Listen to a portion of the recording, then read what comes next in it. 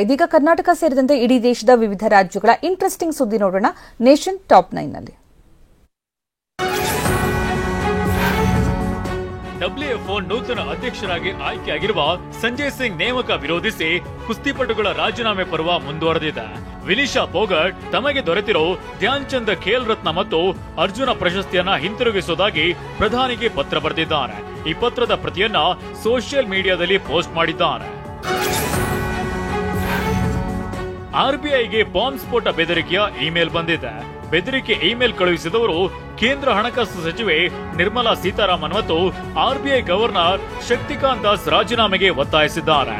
ಮುಂಬೈನ 11 ಸ್ಥಳಗಳಲ್ಲಿ ಒಟ್ಟು 11 ಬಾಂಬ್ ದಾಳಿಗಳು ನಡೆಯಲಿದೆ ಅಂತ ಇಮೇಲ್ ಬೆದರಿಕೆ ಹಾಕಲಾಗಿದೆ.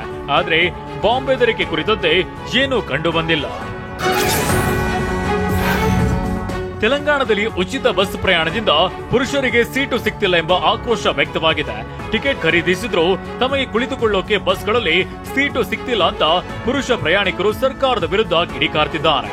ಪ್ರತಿ ಬಸ್ನಲ್ಲಿ 55 ಸೀಟ್ಗಳ ಪೈಕಿ 20 ಸೀಟ್ಗಳನ್ನ ಪುರುಷರಿಗೆ ಮೀಸಲಿಡಲು ಸಾರಿಗೆ ಅಧಿಕಾರಿಗಳು ಚಿಂತಿಸಿದ್ದಾರೆ. ವಿಶ್ವದ ಅತ್ಯಂತ ಜನಪ್ರಿಯ ನಾಯಕರಲ್ಲಿ ಒಬ್ಬರಾದ ಪ್ರಧಾನಿ ನರೇಂದ್ರ ಮೋದಿ ಸೋಷಿಯಲ್ ಮೀಡಿಯಾದಲ್ಲಿ ಮತ್ತೊಂದು ದಾಖಲೆ ಬರೆದಿದ್ದಾರೆ. ತಮ್ಮ ಯೂಟ್ಯೂಬ್ ಚಾನೆಲ್ನಲ್ಲಿ 20 ಮಿಲಿಯನ್ಗೂ ಅಧಿಕ ಚಂದಾದಾರರನ್ನ ಹೊಂದುವ ಮೂಲಕ ಮೊದಲ ಜಾಗತಿಕ ನಾಯಕರಾಗಿ ಮೋದಿ ಹೊರಹೊಮ್ಮಿದ್ದಾರೆ.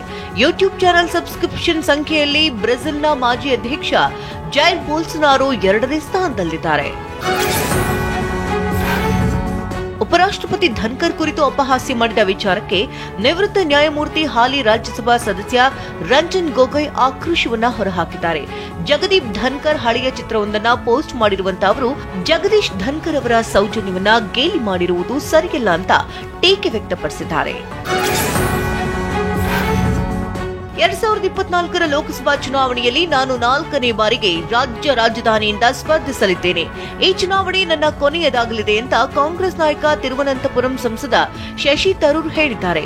ಒಂದು ವೇಳೆ ಪ್ರಧಾನಿ ನರೇಂದ್ರ ಮೋದಿಯೇ ತಿರುವನಂತಪುರಂನಿಂದ ಸ್ಪರ್ಧಿಸಿದ್ರು ನಾನು ಗೆಲ್ಲುವೆ ಅಂತ ಅವರು ಆತ್ಮವಿಶ್ವಾಸ ವ್ಯಕ್ತಪಡಿಸಿದ್ದಾರೆ.